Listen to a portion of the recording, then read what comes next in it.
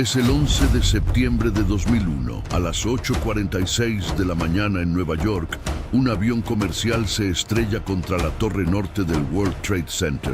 El mundo cree que es un trágico accidente, pero 17 minutos después, otro avión impacta la torre sur. Las cámaras de televisión capturan la escena en tiempo real. Un rastro de humo y escombros se alza sobre el horizonte, mientras el pánico se apodera de una de las ciudades más grandes del mundo. Es un acto coordinado, un ataque monumental que en cuestión de horas dejará a casi 3.000 personas sin vida y cambiará la historia para siempre. Un solo nombre surgirá de las cenizas como el arquitecto de esta masacre. Su nombre, Osama Bin Laden. Pero antes de adentrarnos en la historia del hombre que se ocultaba tras los velos del extremismo y la clandestinidad, no olvides suscribirte al canal para no perderte las historias que han forjado al mundo, y cuéntanos en los comentarios. ¿Fue únicamente un líder terrorista cegado por el fanatismo o un estratega astuto que desde lo más profundo de su ideología tejió una red global capaz de desafiar a la superpotencia más grande del mundo? Acompáñame a adentrarnos en los orígenes del hombre que, con su violencia y sus convicciones, se convirtió en una de las figuras más infames e influyentes de la historia contemporánea. Osama Bin Laden vino al mundo el 10 de marzo de 1957 en Riad, Arabia Saudita, pero a diferencia de la mayoría de los terroristas, no nació en la pobreza, la opresión o la desesperación. Nació en una riqueza inimaginable, en el seno de una de las familias más poderosas del reino. Su padre, Mohammed bin Awad bin Laden, un inmigrante yemení, había llegado a Arabia Saudita como un simple obrero de la construcción, pero su astucia, su ética de trabajo y, lo más importante, su buena fortuna y sus conexiones con la realeza lo habían convertido en un magnate. Fundó el Grupo Bin Ladin, una empresa que con el tiempo obtendría los contratos de construcción más lucrativos del reino, incluyendo la restauración de las mezquitas más sagradas del Islam en la Meca y Medina. Esta conexión con la familia real saudí no solo le dio a Mohammed un poder y una riqueza inmensos, sino que también elevó el estatus de su apellido a un nivel casi mítico. El imperio de Mohammed bin Laden se expandió por todo Oriente Medio, convirtiéndolo en un hombre de billones. Sin embargo, su vida familiar era tan vasta y compleja como su imperio. Tuvo más de 20 esposas y más de 50 hijos, un hecho que, aunque común en el sistema de poligamia de la época, dejó a Osama como un número más en una familia inmensa. Para Bin Laden, campo de batalla ya no sería en las montañas de Afganistán, sino en las ciudades del mundo entero. La victoria en Afganistán en 1989 fue, para Osama Bin Laden, una confirmación de su doctrina de la yihad. Con los soviéticos derrotados y huyendo, los arab afganos, que él había reclutado y financiado, regresaron a sus países de origen como héroes de guerra. El plan de Bin Laden era simple: utilizar esta fuerza de veteranos para derrocar a los regímenes que él consideraba corruptos y apóstatas en el mundo árabe, empezando por su propia casa, Arabia Saudita. Regresó a su país natal como un héroe de guerra, pero pronto se encontró en un profundo conflicto con la monarquía de la que una vez fue parte. Bin Laden criticó públicamente la corrupción de la familia real saudí, su cercanía con Occidente y, lo que consideraba un sacrilegio, su dependencia de Estados Unidos. La idea original de utilizar aviones como misiles se le había ocurrido al militante egipcio Ramzi Youssef, el mismo que había perpetrado el ataque de 1993 al World Trade Center. El plan de Youssef había sido volar 11 aviones sobre el Océano Pacífico, pero el plan fue descubierto y frustrado. Sin embargo, la idea había sido plantada en la mente de Khalid Sheikh Mohammed, el cerebro operativo de Al-Qaeda. Khalid Sheikh Mohammed presentó la idea a Bin Laden, y él la aprobó con entusiasmo. El plan era sencillo pero audaz: secuestrar aviones comerciales y estrellarlos contra símbolos del poder estadounidense. Los objetivos iniciales incluían el Pentágono, el World Trade Center y el Capitolio de Estados Unidos. Para llevar a cabo esta misión, Khalid seleccionó a 19 hombres de varios países del Medio Oriente. Eran hombres educados, muchos de ellos con familias y profesiones que se habían radicalizado en las mezquitas y centros islámicos de Europa y Medio Oriente. Eran, en su mayoría, ciudadanos normales, lo que les permitiría pasar desapercibidos en Estados Unidos. El líder del grupo, Mohamed Atta, un egipcio que había estudiado urbanismo en Alemania, se convirtió en el líder de la célula de Hamburgo, un nido de fundamentalistas que se habían radicalizado en un apartamento universitario. Los 19 secuestradores se entrenaron en los campos de Al-Qaeda en Afganistán. Bin Laden les dio su bendición personal y les asignó la misión. Con su entrenamiento militar y sus visados falsos, los secuestradores se infiltraron en Estados Unidos, donde recibieron entrenamiento de vuelo y pasaron desapercibidos. La CIA y el FBI tenían pistas sobre la presencia de militantes en el país, pero los fallos de comunicación y la falta de un entendimiento unificado sobre la amenaza real de Al-Qaeda impidieron que se detectara el plan. El 10 de septiembre de 2001, los 19 secuestradores estaban listos. Algunos de ellos se habían despedido de sus familias a través de mensajes de texto codificados y videollamadas. En sus testamentos expresaron su alegría por el martirio que pronto alcanzarían. Al día siguiente, 11 de septiembre de 2001, abordaron los 4 aviones en 3 aeropuertos de la costa este. El mundo no sabía lo que estaba a punto de suceder. La arrogancia de la superpotencia, que había subestimado a su enemigo una y otra vez, se enfrentaría a la audacia de un hombre que se creía capaz de derribar la civilización occidental. Y en menos de 24 horas lo lograría.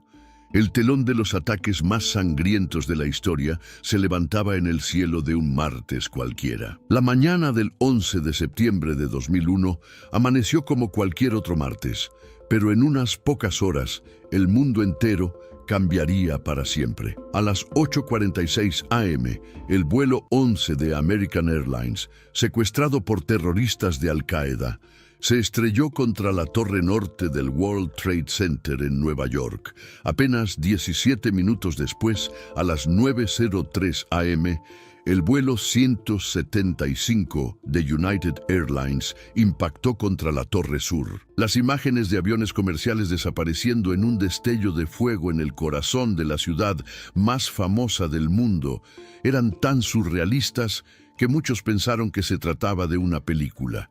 Pero no lo era. La realidad del ataque se hizo brutalmente evidente a las 9:37 am, cuando el vuelo 77 de American Airlines se estrelló contra el Pentágono, el centro del poder militar estadounidense en Washington, D.C., matando a 184 personas. En ese momento, el país y el mundo entero se dieron cuenta de la magnitud del ataque. El horror se intensificó a las 9:59 am, cuando la Torre Sur, ardiendo sin control, colapsó en una enorme nube de humo y escombros. A las 10:28 am, la Torre Norte se derrumbó.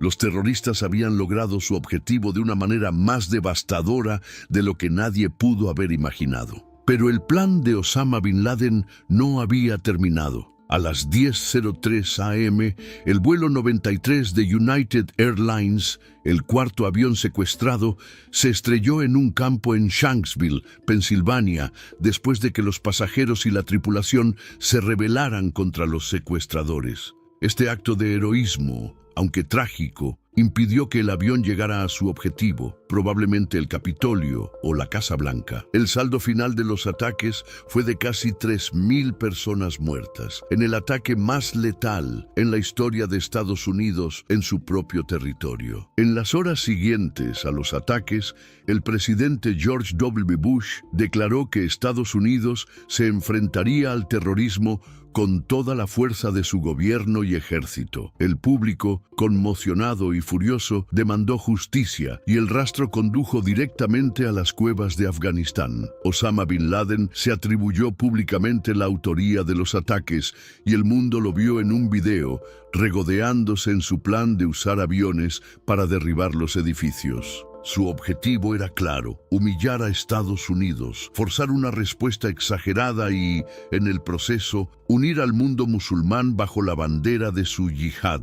El 11 de septiembre no fue solo un ataque terrorista, fue una declaración de guerra. En octubre de 2001, Estados Unidos y una coalición internacional, con la ayuda de la Alianza del Norte afgana, lanzaron la Operación Libertad Duradera. La invasión de Afganistán fue rápida y efectiva. En semanas, el régimen talibán fue derrocado. Las fuerzas de la coalición se movieron para acorralar a los líderes de Al-Qaeda en sus complejos de cuevas en las montañas de Tora Bora, cerca de la frontera con Pakistán. La batalla, que tuvo lugar en diciembre de 2001, fue la oportunidad perfecta para capturar o matar a Bin Laden. Agentes de la CIA y fuerzas especiales de Estados Unidos rodearon la zona, pero un error crucial de cálculo les permitió escapar. En lugar de desplegar tropas estadounidenses en el terreno para la ofensiva final, los comandantes se basaron en los milicianos afganos. Mientras las fuerzas estadounidenses bombardeaban desde el aire, Bin Laden y sus leales se mezclaron con la población local y, en la oscuridad de la noche, huyeron a las remotas áreas tribales administradas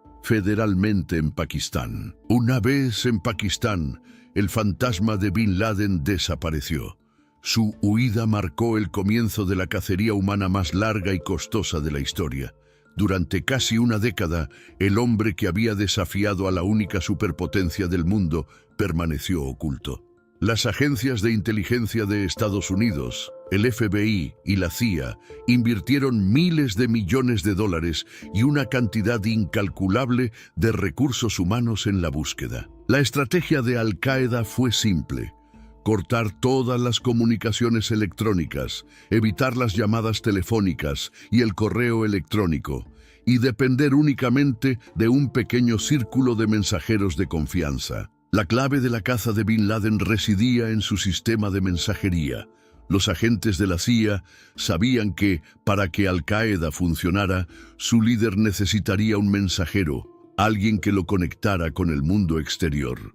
A lo largo de los años, los interrogatorios de prisioneros de alto rango de Al-Qaeda mencionaron el nombre de Abu Ahmed al-Kuwaiti, un mensajero de confianza del círculo interno de Bin Laden. La CIA invirtió años en el rastreo de al-Kuwaiti, un hombre que se movía entre Pakistán y el Golfo Pérsico sin dejar rastro digital.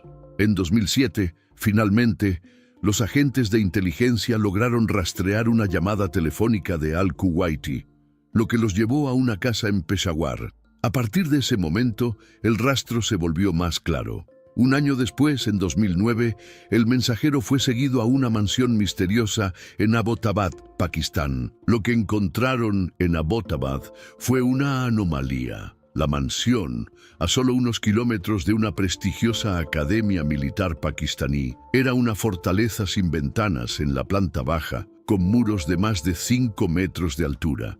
No tenía servicio telefónico ni de internet, y sus residentes quemaban su basura en lugar de dejarla para su recolección. Estas excentricidades, junto con el hecho de que su dueño era un hombre misterioso que nunca salía en público, hicieron que los analistas de la CIA sospecharan. El residente, se creía, era un hombre muy rico y poderoso que no quería ser visto, lo que se ajustaba perfectamente al perfil de Osama Bin Laden. En los meses siguientes, la CIA vigiló el complejo sin descanso.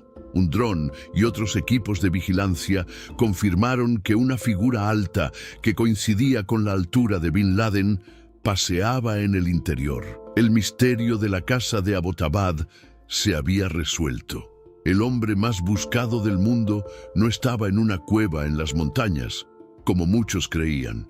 Vivía cómodamente, oculto a plena vista, a menos de 1 kilómetro de la élite militar de Pakistán. En el más absoluto de los secretos, un equipo de élite fue entrenado para la misión final, una operación que pondría fin a la cacería de una década.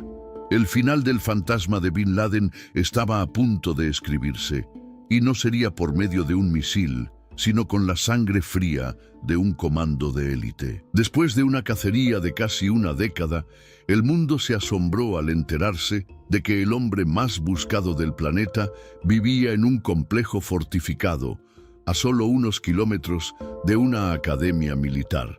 El fantasma de Osama Bin Laden había sido localizado. Ahora, el único interrogante era cómo capturarlo o matarlo. El riesgo de una operación militar en suelo de Pakistán, un aliado nominal, era enorme, ya que podría desencadenar una crisis diplomática y poner en peligro las vidas de los soldados.